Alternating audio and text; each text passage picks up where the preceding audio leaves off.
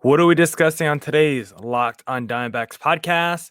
The Dbacks rotation looks like it's trying to save Arizona, but is it too late for the Diamondbacks?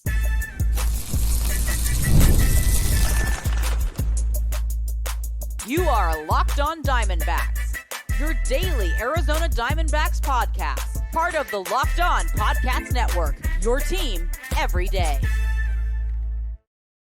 Welcome into the Locked on Diamondbacks podcast, part of the Locked on Podcast Network, your team every day. You're listening to who? The always charismatic host of this podcast, Millard Thomas, multimedia journalist, and I'm a graphic designer. So please go check out my website, millardthomas24.myportfolio.com. On there, you can see all my latest work, from my packages to my articles to my photos and my graphic design. Today's episode is brought to you by Game Time. Download the Game Time app, create an account, and use code LOCKEDONMLB for $20 off your first purchase.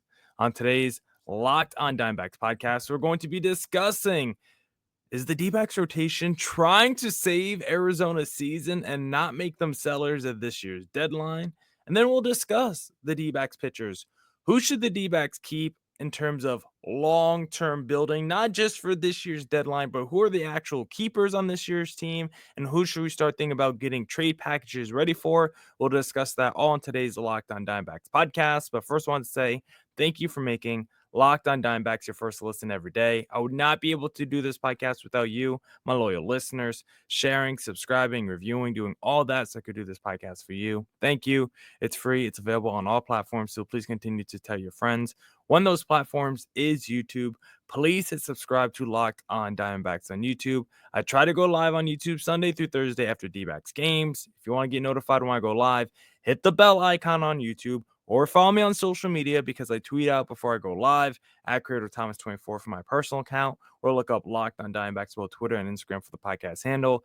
Haven't been going live this week. I'm back on the East Coast in New Jersey, so it's been a tough week for me. I know the podcasts have been not up to par probably in terms of giving you that instant reaction to the game. I know it's a short week in terms of the volume of the pods as well, but appreciate all you guys sticking with me, and we'll be back to regularly scheduled podcasts next week when we're back in Arizona. Not excited for that weather, but am excited to go back home. So thank you guys, and let's get into the podcast.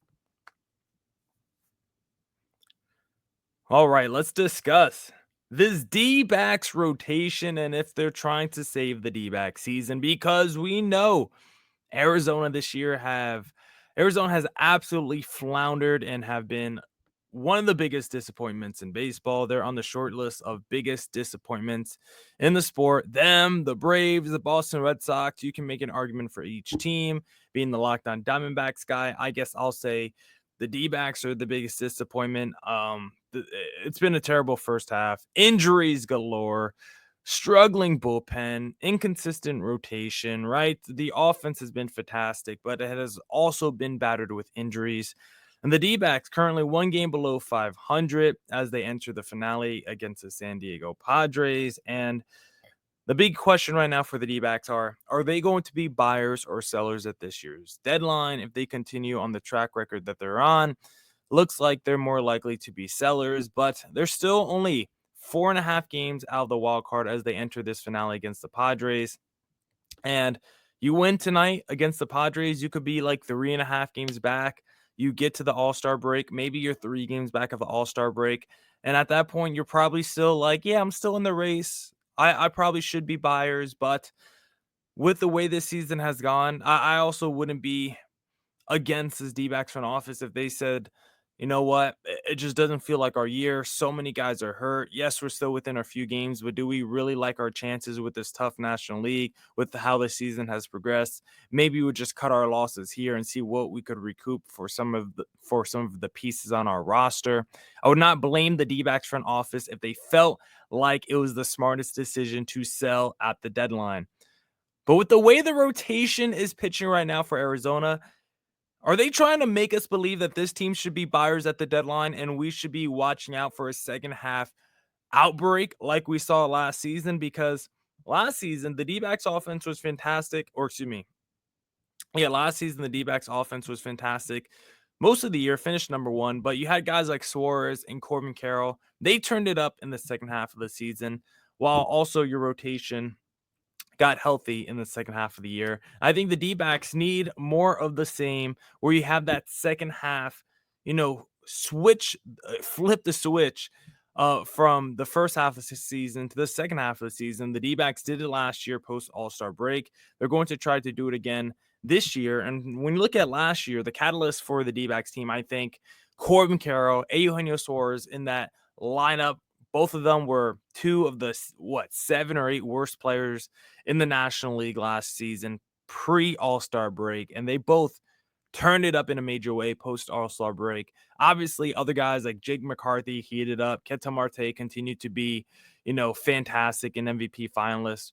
But those two, who were major disappointments in the first half, heating up in the second half, was huge for Arizona. Meanwhile, guys like Ryan Nelson stepped up in a big way. But when I look at the D-backs team 2025, the lineup has been great all year. There's really no one disappointing in the D-backs lineup that I need to see step up. But when you look at the rotation, you would say Zach Allen is this year's Corbin Carroll, right? The guy who is super talented, who we've seen be a pillar of this franchise, who is just not living up to expectations. Same with Brandon Pfaadt. He is another guy who started the season so strong, but now he's struggling. He could be this year's Eugenio Suarez. He had that fantastic start last night, game 3 against San Diego Padres, where he had maybe his best start of his career, 8 innings, 2 earned runs, 99 pitches thrown. Like, he was absolutely fantastic. And so I look at Brandon Pfaadt, I look at Zach Gallen. If they can be this year's version of Corbin Carroll and Eugenio Suarez, where they turn it up in the second half of the season, I'm supremely confident in Ryan Nelson continuing to do what he's doing, because you look at the last calendar year for Ryan Nelson, this is someone who has turned into, can we say, an elite starting pitcher? Maybe not like top or tier 1, but if you did a blind resume and pulled up this guy's stats over the last year, you can make the argument he is a number 1 starter, or at least a frontline starter, at least a number 2 starter in Major League Baseball, because that's how crazy Ryan Nelson has been over the last calendar year, mixed in with a little Merrill Kelly, who is always consistently good and underrated and way better than people realize. And you look at those two guys on the season, Merrill Kelly's got a 3.4 ERA, 105 whip, good strikeout numbers, good walk numbers, just having another great season. Ryan Nelson so far in the year, his ERA is down to 3.39, even lower than Merrill Kelly's, lower whip. Uh, Walks and strikeouts per 9, basically the same. So those two guys have been fantastic all season. If you can get Zach Gallen and Brandon Pfaadt to turn it up in the second half of this year, like we got with Corbin Carroll and Eugenio last year, this D-backs team has a chance to make into the postseason and sneak in as a wild card. I wouldn't put the chances high. I think Fangraphs has us around like 15% to make to the postseason. That's probably where I'll keep it. The rotation, I think, could turn it up in the second half. I'm not worried about the lineup at all. Erod is the guy in the rotation who's the weak link, who I am just completely writing off. But I do believe in this rotation, at least 4 of the 5 pieces, potentially to be good enough if they all stay post trade deadline to turn it up post All-Star break and really help this team get into the wild card race. But the biggest area that this D-backs team needs to improve is the bullpen. If Zach Allen and Brandon Pfaadt go on a second half run, it might not matter if this bullpen is just continually injured and continually just blows the leads, because the biggest issue right now for the D-backs is I don't know if they're ever going to address the bullpen. Mike Hazen's making comments right now where he's like, yeah, I want to add at this year's deadline, but I know you're not going to transform the team or change the composition of your baseball team at the deadline. He's basically saying you are who you are. You can add some pieces that help you in a tangible way, but you're not going to have a new identity post deadline. Guess what? The D-backs don't need a new identity. The D-backs need 1 or 2 really good relievers to change this team. And obviously, you're not going to have AJ Puck or Justin Martinez probably for the rest of the year. But if you could get a Kyle Finnegan and someone else on that level, get Shelby Miller back, you get Kevin Ginkel cooking again, and then you can have a decent bullpen that could get us, hopefully deep in the postseason. The D-backs don't need the best bullpen in Major League Baseball, but if they could get the 18th best bullpen in Major League Baseball, that will go a long way for Arizona. So hopefully Mike Hazen makes a move at this year's trade deadline because the rotation looks like they're trying to keep the D-backs in the wild card race. Now we'll discuss pitchers that we need to keep from this D-backs team because they're core guys going forward. We'll discuss that in segment number 2. But now I want to talk to you guys about open phone because if you're running a business, you know that every missed call is money left on the table. Think about the last time you had a service emergency, like a burst pipe. The first plumber didn't answer. Did you wait? Nope. You called the next one. That's why having a reliable business line is so important, and that's why you need open phone. Open phone is the number one business phone system that helps you streamline and scale customer communication all from an app on your phone or computer. Did you juggle 2 phones just to keep business and personal calls separate? Open Phone solved that instantly. Open Phone is offering Locked On Diamondbacks listeners 20% off your first 6 months at openphone.com/lockedonmlb. That's openphone.com/lockedonmlb. All you and if you have existing numbers with another service, Open Phone will port them over at no extra charge. Open Phone, no missed calls, no missed customers.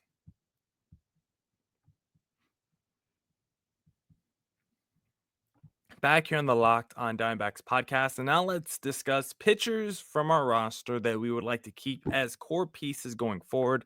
We did part 1 of this the other day for what was it? Tuesday's podcast, I believe, where we did position players that we felt were core guys that we want to keep going forward.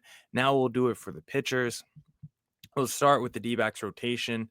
Corbin Burnes is someone that the D-backs would like to keep, but the issue is he's going to miss the rest of 2025, probably 90% of 2026, and then he can opt out in 2027. And so, as much as the D-backs would like to keep Corbin Burnes, there is a world where the Corbin Burnes experience is over, but he also is a guy coming off Tommy John, and he might want to pick up that option that guarantees him 30.8 million, and then the rest of the next 3 seasons he also gets 30 million a year. So he might just want the guaranteed money up front. We'll see what happens with the Corbin Burnes situation. I would like to keep him, but post Tommy John surgery does make you nervous, would be owed a lot of money. Maybe if he opts out and we could re-sign him at a lower cost, I would like to do that with Corbin Burnes, but it is a weird and sticky situation with him right now, considering he's going to miss like the next 2 years, and he's going to be like 32, 33 when he comes back, and he's going to be owed like 30 million a year for the next 4 seasons. Maybe it's actually for the best if Corbin Burnes just turns down that option and hits free agency, and then maybe we take that money and spend it on another pitcher who will probably be bad for the Arizona Diamondbacks. Jordan Montgomery, I don't think we have to discuss. I think every D-backs fan is in unison when we say that we want to see him on another team. Erod, this is someone that we would also love to see on another team. Probably no chance that the D-backs can flip him at the deadline. Owed 20 million this year, 21 next year, 19 and 27, and then 17 million in 2028. Way too much money for Erod, who has been an unmitigated disaster, a complete bust. Another season where Erod is just putting up horrendous numbers. Had a good month of June, but felt like fool's gold as he went against the White Sox, the Rockies, the Marlins, and now he is bad again against the Kansas City Royals. He gave up like 8 earned runs. You look at his numbers on the season, almost a 6 ERA, 1.6 WHIP. He does have double-digit strikeouts per 9, which you like to see, but his hits per 9 is even higher with a really high walk rate as well. Just a terrible season by Erod, and he has not been worth the money since we've signed him. And the D-backs have a track record now of struggling with left-handed starters in free agency. When you look at Mad Bum, Erod, Jordan Montgomery, it has not been a good run of D-backs free agents that they've signed that are lefty starters for a lot of money. Those guys have been pretty much bust for Arizona. And for Erod, it does not feel like it's going to be any different for the rest of 2025. He will probably have a start or two where he looks fantastic. Might even have a string of starts where he looks fantastic. But if this D-back team somehow sneaks into the postseason, there should be no chance, no way that Erod makes it onto this D-backs playoff roster because he has been so bad for him He has been so bad for them during his D-backs tenure. We would love to see him go somewhere else at the trade deadline, but none of us think it's going to happen. Zach Allen is someone that I would have loved to keep around. Prior to this season, Zach Allen was my favorite pitcher. He's been a stud, a pillar for this D-backs team, helped us get to the World Series, but this season has gone so sideways for him, and I just feel like the vibes are down, and I think it would be the smartest for the D-backs to trade him at the deadline, even if we're in position to go on a run in the second half of the season, even if we're just one game out of a wild card race at the deadline. It still might be the smartest for the D-backs to trade Zach Allen. You're not going to re-sign him in the offseason, and this season had just been so bad for him. Feels like he just needs a change of scenery. Feels like he's going to be one of those guys. He goes somewhere else and just immediately rediscovers his form and finds out why he was so bad, and just gets good again, like we saw with Robbie Ray and a bunch of D-backs pitchers over the years. So Zach Allen is someone that I wanted to trade just for his own sake because I want to see him be good again. I just don't think it will happen with Arizona. Merrill Kelly, he's a keeper to me. I know he's 36. I know he's going to be a free agent. I would do everything you can to re-sign him. Making $7 million this year, I would give Merrill Kelly a raise. I don't care. I would give him 2 years, $20 million, and feel great about it. I would go to bed happy. Merrill Kelly is a stud, and I would love to bring him back for another season. I don't care how old he is. Ryan Nelson, this could end up being the best bargain value that the D-backs have because he's making less than $1 million this year. Then he goes through arbitration the next 3 years. He right now looks like the best D-back starting pitcher. He's pitched like the best D-back starter over the last year. And the fact that we have him cost controlled over the next 4 years, this could be a major weapon that the D-backs have. But the next guy needs to turn to a major weapon for the D-backs because Brandon Pfaadt did get the extension this offseason. He's going to make in 3.4 next year, 5.4 in 2027, 8.4 in 28, 11.4 in 29, 15.4 in 2030. Then he has an option for $21 million and then $25 million. Brandon Pfaadt is someone that started this season so strong for Arizona. And then as the season progressed, like a lot of these D-backs pitchers, just started to regress to the mean. And I think some of it is on this pitching staff, no doubt. The fact that they haven't been able to help out any pitchers seems like. I mean, is there anyone who looks improved with this new D-backs pitching staff, new D-backs pitching managers? I don't think so. Fott looks worse. Zach Gallen looks worse. Erod looks just as bad. No one in the bullpen looks good. And so for Brandon Pfaadt, I still believe in his talent and his career with Arizona. I just think we got to get some better guys around him because I do not like the way the pitching staff has been handled by the D-backs in 2025. Now we'll discuss which D-backs relievers we would consider keepers, and considering we have one of the worst bullpens in Major League Baseball, probably not a ton, but we'll discuss that in segment number 3. But first, I want to talk to you guys about game time because have you ever decided at the last minute to head to a ball game with friends or family? Maybe it's game day and you suddenly realize you want to be in the stands. That's exactly where game time comes in. It's the easiest way to grab last minute tickets without the stress. With the money you save on tickets, you can splurge on food, drinks, merch, or even a bigger group to come with you. Game time makes it possible. Game time makes buying tickets fast and simple. Prices on the app actually drop the closer you get to first pitch, and they've got incredible last minute deals, clear seat views, and a lowest price guarantee that takes the worry out of buying. Game Time is the official ticketing partner of Locked On MLB, making it easy to browse the app for an exciting upcoming MLB game. Take the guesswork out of buying tickets with Game Time. Download the Game Time app, create an account, and use code LOCKEDONMLB for $20 off your first purchase. Terms apply. Again, create an account and redeem code LOCKEDONMLB for $20 off. Download Game Time today. Last minute tickets, lowest price, guaranteed.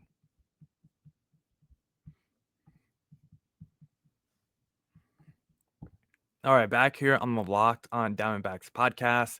Now let's discuss the bullpen and who from the bullpen should the D-backs even keep. Is there even anyone from this D-backs bullpen that we would consider keepers going forward? Because a guy like Ryan Thompson, I am out on Ryan. Kind of interesting. Ryan Thompson still has another year of arbitration, 33 years old, but he's been bad this season. 1.48 whip. 3.3 walks per nine, a 4.4 ERA, and just the confidence level in him. When he comes in that eighth inning, when he comes in high leverage moments, it's slow. Inherited runners on, ground ball situation.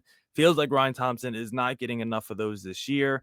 He hasn't been a disaster in every outing, but there's been enough where there's at least 3 games you could look at and be like, yeah, those are probably on Ryan Thompson. And every D-backs reliever could probably say, yeah, there's a couple of games that I blew this year. But Ryan Thompson is firmly in the mix for guys who have struggled for Arizona to help us win games. And as much as he did for us in 23 and at times in 2024, it's probably for the best if Arizona and Ryan Thompson split apart. AJ Puck, he's a keeper. He's hurt.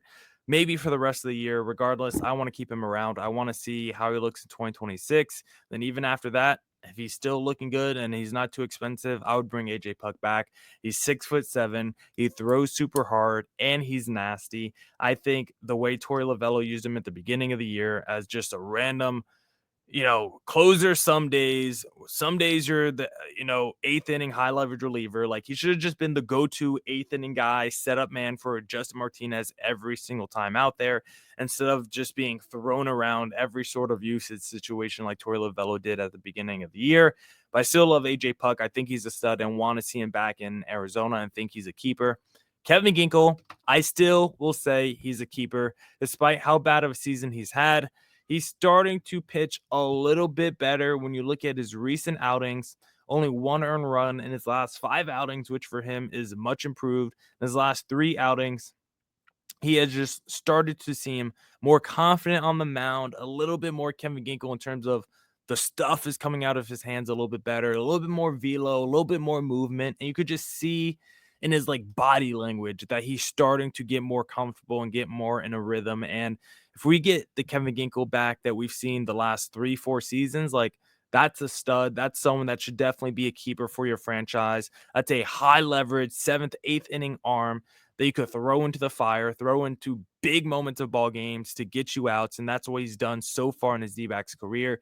Yes, it's been a bad 2025, but again, I do not trust this D-backs pitching staff, and I'm putting some of the onus on them. Yes, the players have to perform, but again, I do not think the managers of the D-backs this year have put their players in the best positions. And so Kevin Ginkel, I'm still in on him. Of course, we're all in on Justin Martinez. We don't even need to discuss him. Kendall Graveman, he's not had the best 2025, but he is coming off a season where he barely pitched, and I felt like we haven't really used him in the best ways either in 2025. He is someone that I would still like to see. I'm not saying he's a keeper, but he is someone that I would like to see for maybe one more year. He has an option, so I wouldn't mind bringing him back to see what he can do next year. And then if he sucks, you cut him, you trade him, you DFA him, whatever you need to do. But I wouldn't mind bringing him back since we haven't really seen him too much in 2025.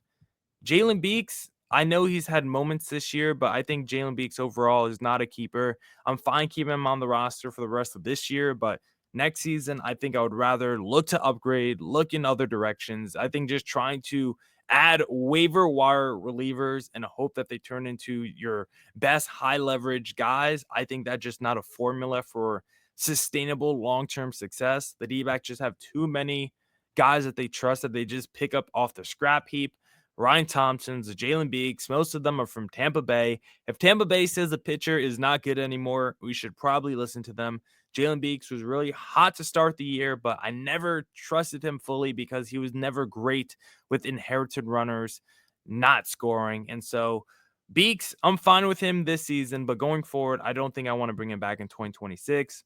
Kyle Backus, though, this guy looks like a keeper. We still want to see more of him because we haven't seen a ton of him yet in 2025.